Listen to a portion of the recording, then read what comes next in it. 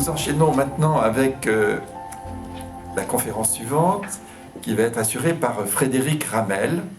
Et Frédéric Ramel est professeur des universités en sciences politiques et puis à Sciences Po Paris. Et je dirais que quand on lit un peu sa biographie, c'est vraiment un chercheur. C'est un chercheur. Donc, en ce sens, il s'inscrit complètement dans l'état d'esprit des propres recherches de Teilhard. Frédéric Ramel, juste simplement, si vous pouvez nous dire en un mot ou deux, quel est le cœur de vos recherches actuellement?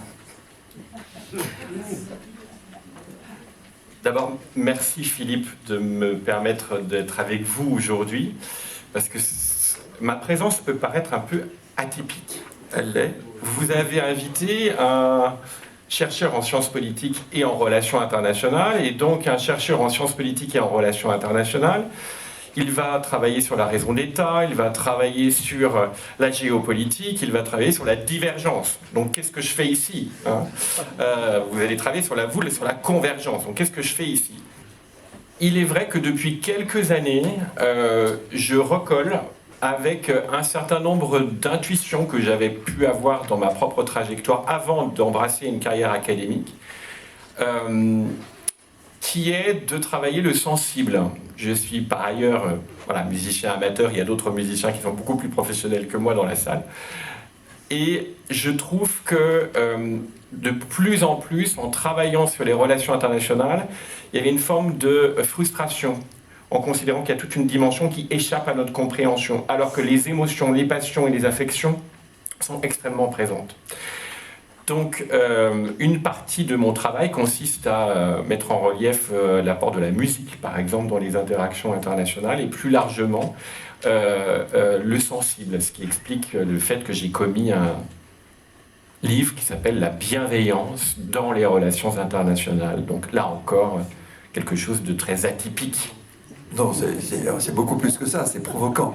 Aujourd'hui, dans le contexte que nous vivons tous, parler de bienveillance, mais ça pique, vous en doutez, notre intérêt. Et donc, je vous laisse nous faire entrer dans cette démarche d'ouverture et de bienveillance.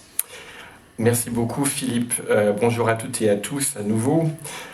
Alors, comme je viens de le dire, c'est vrai que toute l'actualité nous renvoie à de la fragmentation dans les relations internationales et dans la divergence.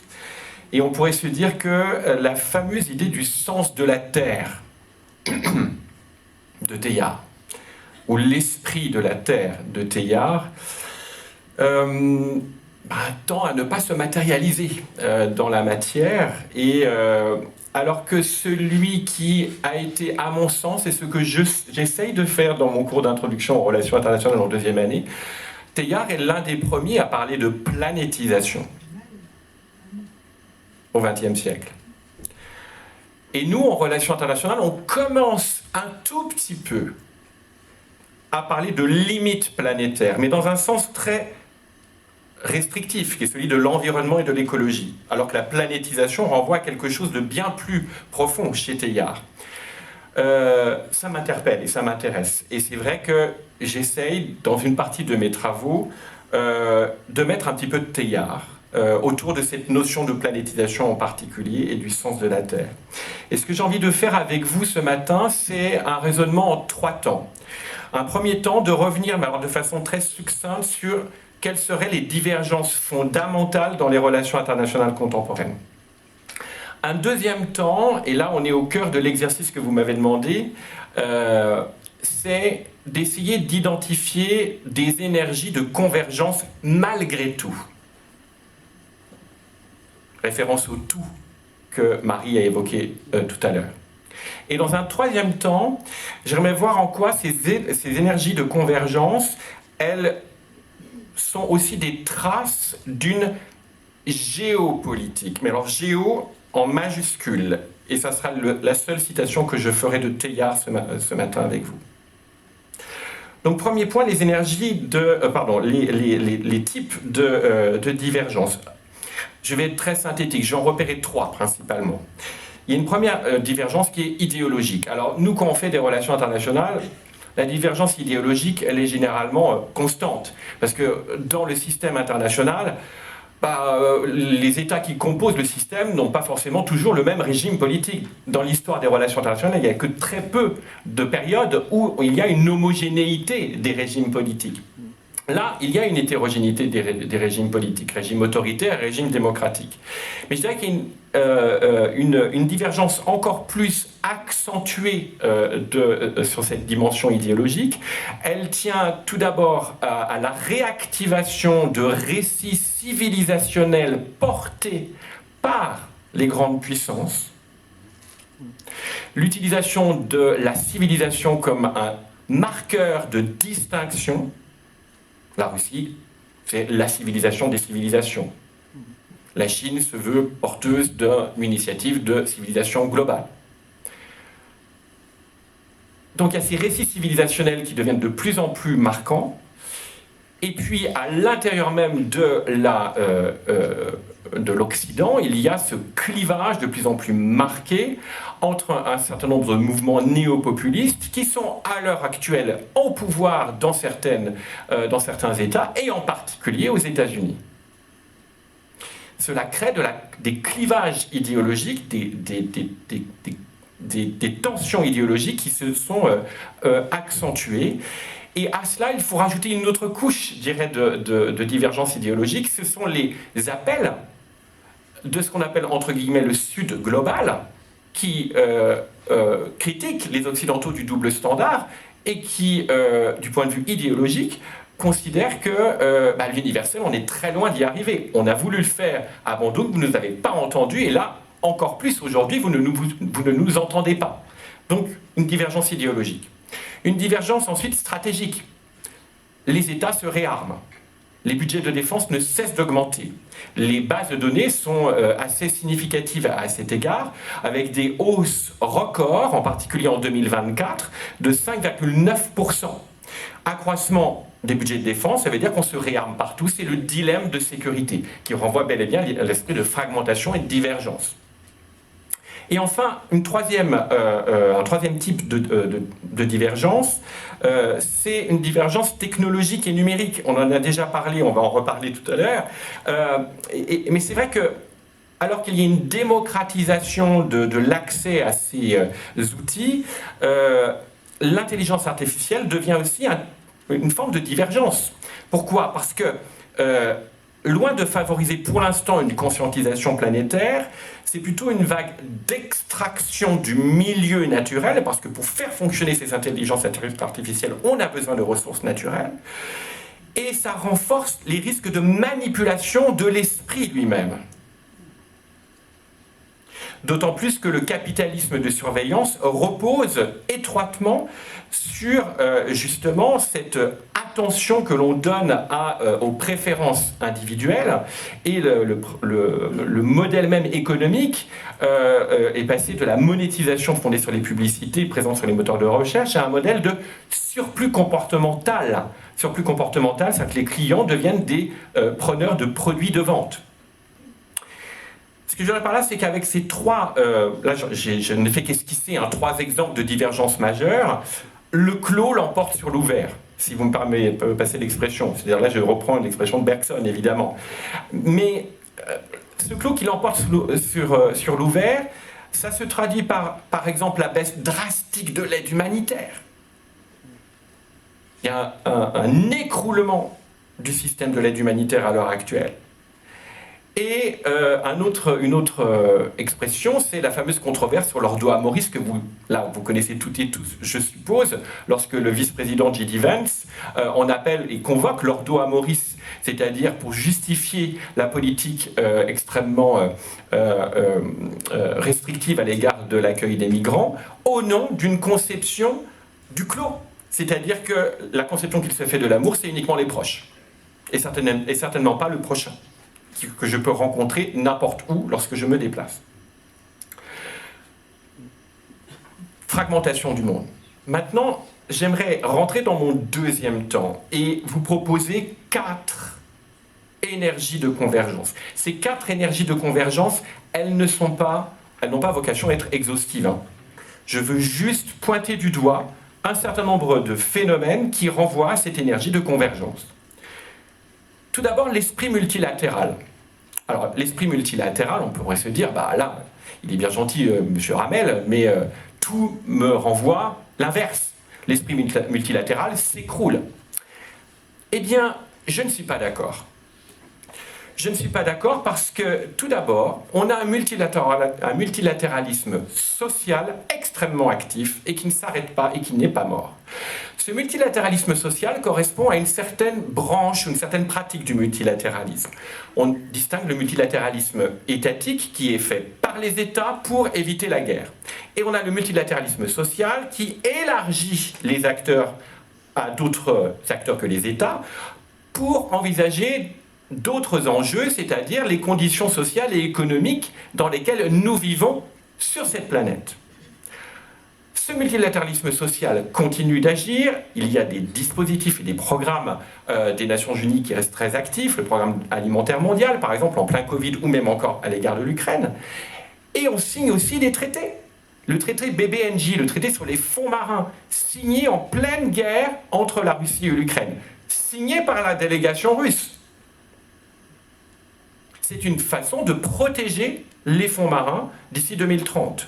C'est un dispositif qui pose lui aussi peut-être un certain nombre de problèmes, j'en suis évidemment conscient, mais on a des textes qui sont adoptés. Le traité sur les pandémies, l'année dernière, a été signé.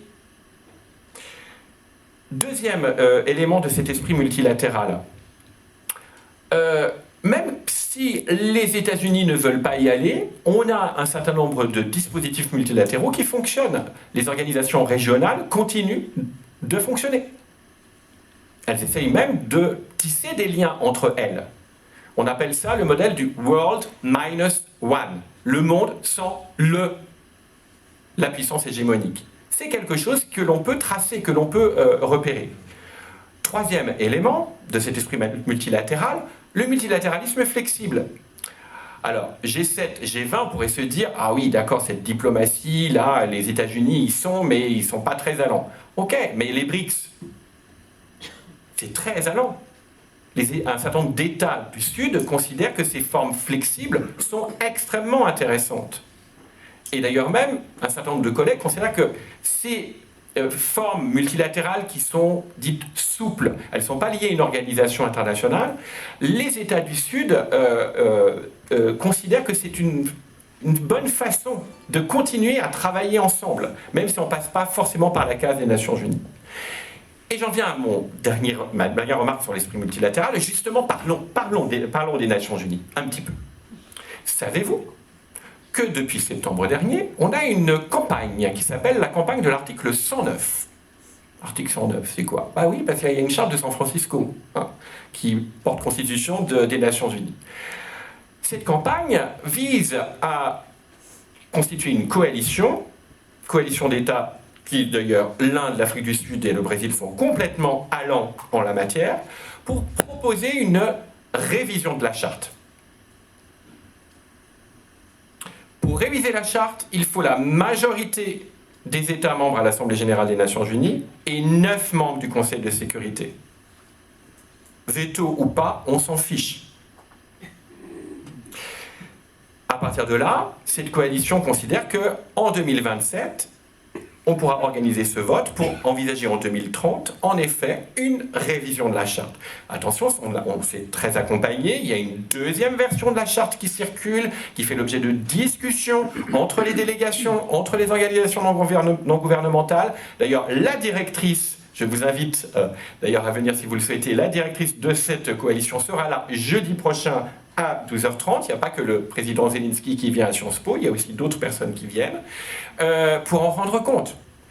Est-ce que les médias en parlent? Non. Non, parce qu'on considère que les Nations Unies ne sont pas assez aptes à être un pôle dans le système international contemporain. Ça met en sourdine toute l'énergie que des femmes et des hommes donnent au profit de l'institution, et je répète, cette institution qui n'a pas arrêté de fonctionner, même si, en effet, le volet est largement réduit pour des raisons budgétaires et financières.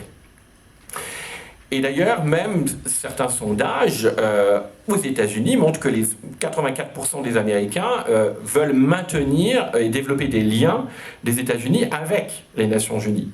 Donc il y a Trump, mais la société est peut-être un peu différente.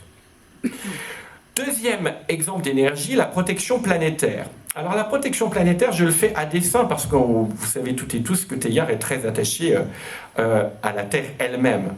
Et en 1958, on a le COSPAR, c'est le Committee on Space Research, qui a été constitué, qui est un groupe scientifique international, initié par le Conseil international pour la science, et qui travaille de façon très étroite à l'échelle globale pour mettre en place des règles en vue de protéger la Terre. Protéger la Terre à l'avant, c'est-à-dire éviter une contamination biologique lorsque les humains basculent dans le cosmos, ou au contraire à l'arrière, lorsque on ramène des agents sur Terre qui perturberaient la biosphère terrestre. On travaille aussi à la défense planétaire, c'est-à-dire éviter les impacts d'un géocroiseur avec la Terre. C'est un scénario tout à fait possible. Pourquoi j'insiste là-dessus? Parce qu'il est vrai qu'à l'heure actuelle, il y a des rivalités entre les grandes puissances qui font que l'espace devient, par extension, un objet de rivalité supplémentaire. On veut conquérir la Lune. Mais effectivement, pas simplement l'explorer, on veut la conquérir. Il y a des crispations qui sont liées au fait que la station internationale à partir de 2030 va être mise en sommeil, et qu'il y a aussi de nouveaux acteurs privés qui sont de plus en plus présents dans cet espace extra-atmosphérique.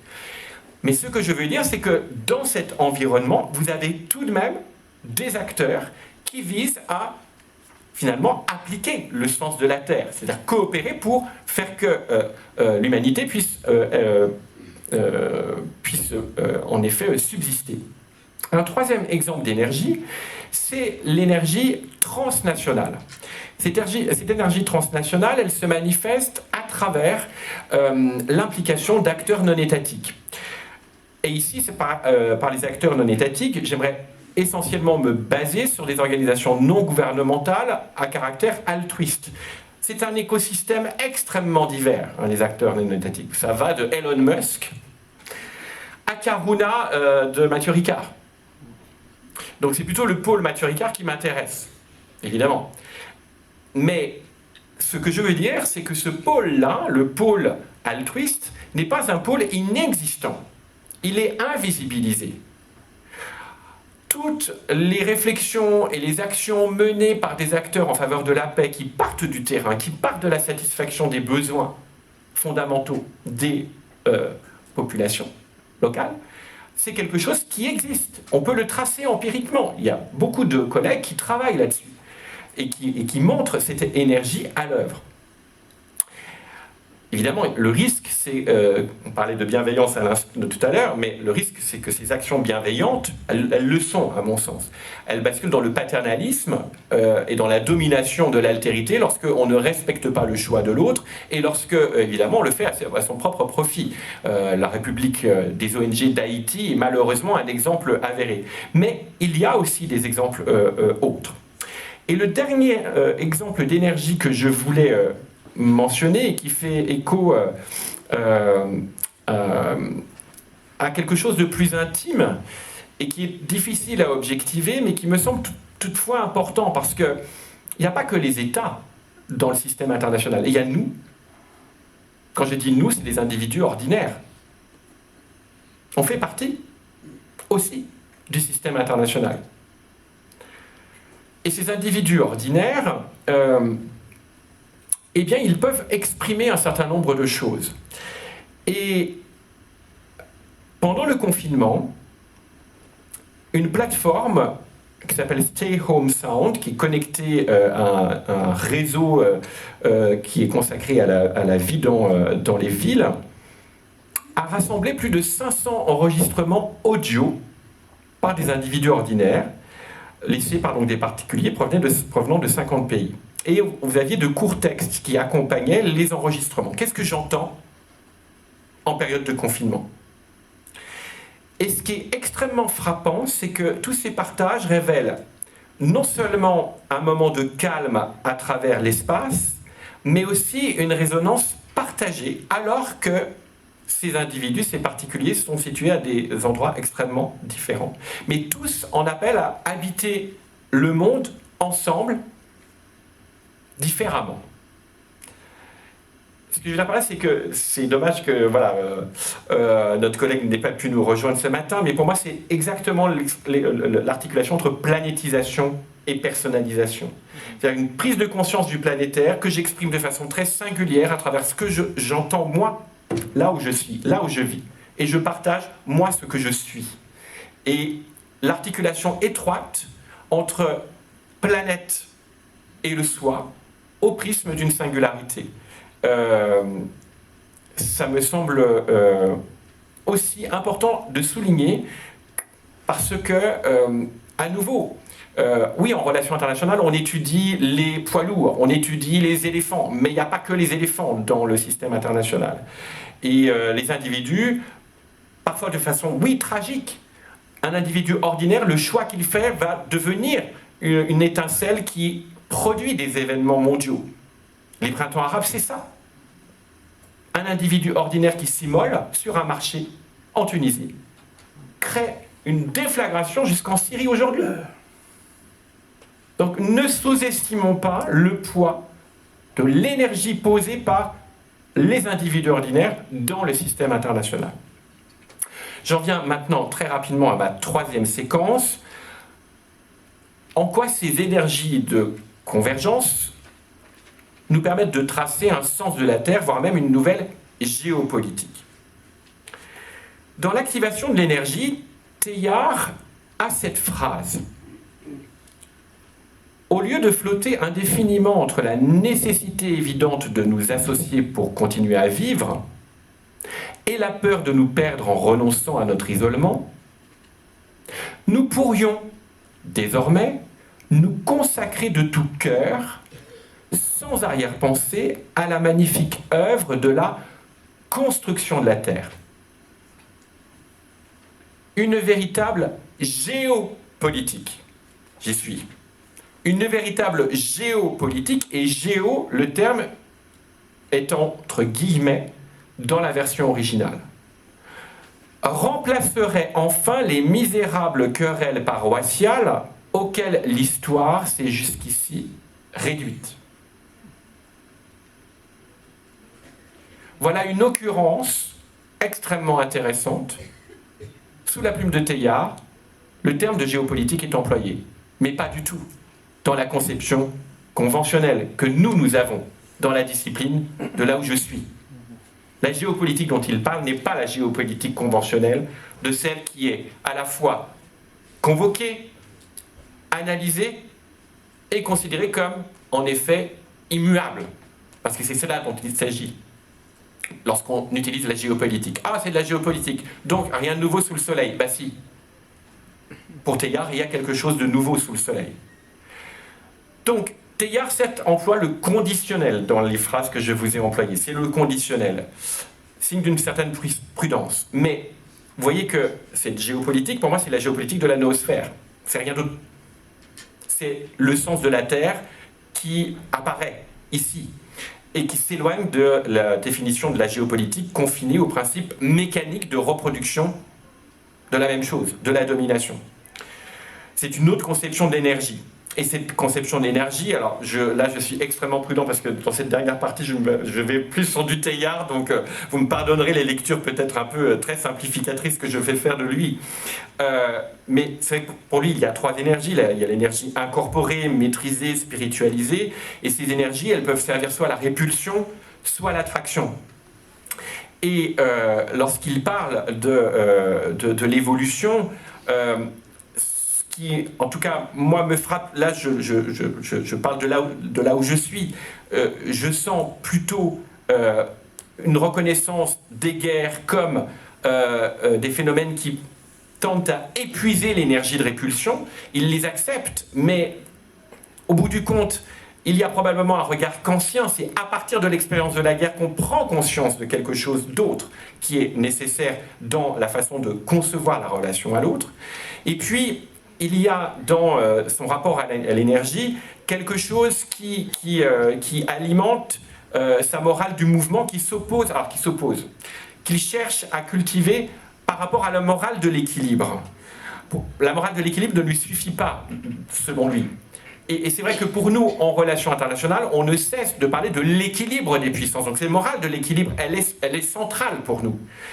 Mais il met l'accent sur la morale du mouvement et qui nous invite quand même à déplacer l'accent, c'est-à-dire de faire qu'il y ait des travailleurs de la Terre qui agissent pour la planétisation. Or, à l'heure actuelle, cette géopolitique décrite par Teilhard, elle s'oppose à deux autres représentations du monde. Et ces deux autres représentations du monde, pour l'instant, elles semblent l'emporter. Ou du moins, pour moi, c'est plutôt une question de superposition. Il y a ces énergies de convergence qui sont symptomatiques pour moi de cette géopolitique dont nous parle Teilhard. Et puis il y a d'autres représentations qui sont là en même temps. Et ces autres représentations sont, il me semble, beaucoup plus médiatisées et beaucoup plus activées.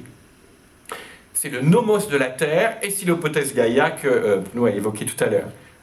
Le nomos de la Terre, ça renvoie à une représentation développée en son temps par Carl Schmitt, qui considère que finalement la particularité de la condition terrestre, c'est quoi? C'est la guerre, et que ce qui caractérise en effet les actions dans cette sphère, c'est la prise de terre, c'est la recherche d'une prise de terre, et là c'est flagrant à la fois, je dirais, dans ou sur la planète, mais encore plus maintenant à l'extérieur, la conquête de Mars, c'est une autre prise de terre. Et on a l'hypothèse Gaïa qui, elle aussi, est extrêmement activée en insistant sur le nouveau conflit entre la nature et l'humain, et qui, alors certes, Latour, à la fin de sa vie, dans le dernier tiers de sa production, a insisté sur l'idée d'une nouvelle composition. C'est à partir de l'hypothèse Gaïa, comment est-ce qu'on peut composer une nouvelle gouvernance.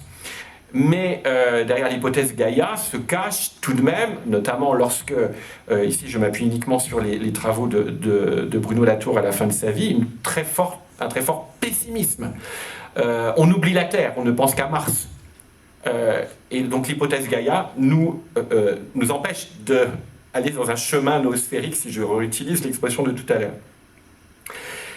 Pour conclure, il me semble que malgré l'existence de ces divergences, nous avons tout de même une série de convergences, un certain nombre d'énergies de convergence qui se manifestent. Elles restent cantonnées dans l'invisibilité ou parfois même dans le déni, on ne veut pas les voir. Et pourtant, cela montre que la géopolitique, alors ici la géopolitique au sens où je vous l'ai définie telle que l'entend Teilhard, cette géopolitique, à mon sens, est plus qu'un imaginaire moral, voire même plus qu'un imaginaire social. L'imaginaire social, c'est-à-dire qui se traduit concrètement par des images, des histoires qui sont partagées par des groupes de personnes. Cela renvoie dans des mesures et des actions repérables. Et je pense que la question qui se pose aujourd'hui, c'est moins de baisser les bras et de se dire eh bien, restons dans ces énergies de divergence, mais comment essayer d'accroître et de rendre plus visibles ces énergies de convergence. Je vous remercie pour votre attention.